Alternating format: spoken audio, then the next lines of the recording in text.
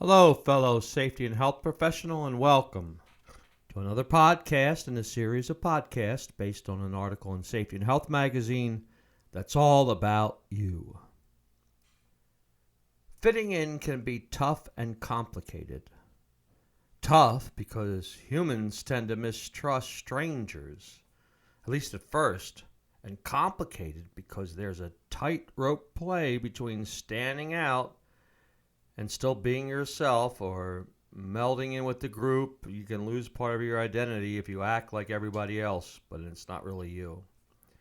I've had to quickly fit into new cultures hundreds of times, and I'm not exaggerating, as a professional speaker and consultant, and lately as a new safety and health employee. This year alone, I've worked at 3 different power plants with several different work crews.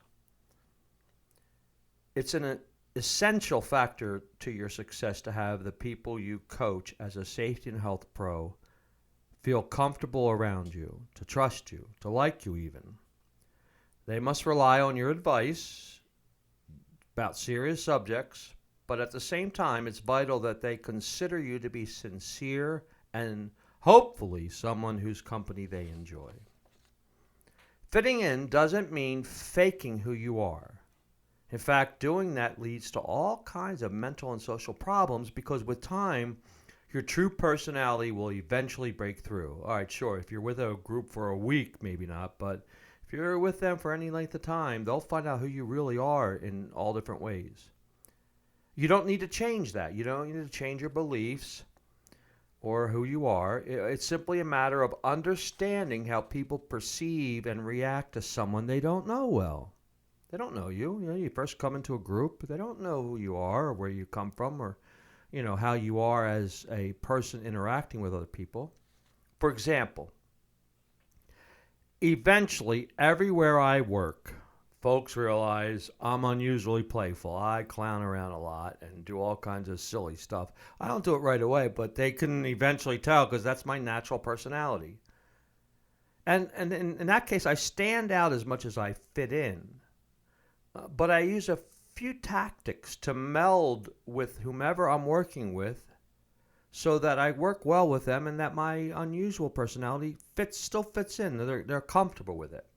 And here it is. Here's my tips for you. First, listen and learn at first.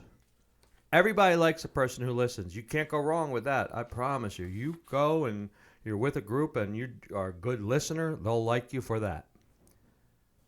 You can't go wrong if you're attentive to what other people say and do. So find out what's happening more than you tell people what to do, especially at first. Sure, after a bit, you'll need to talk more, particularly if you're conducting pre-job briefings or giving instructions, or showing people how to do something safely. But even then, tend to ask more questions at first.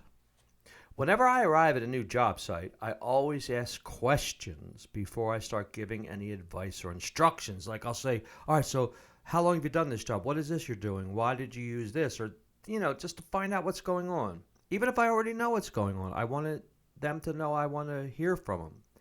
It shows you don't think you're a know-it-all, which is very important. In the music industry, which I've been part of, I've done all kinds of musical projects. A wise saying applies to nearly every profession. You have to pay your dues.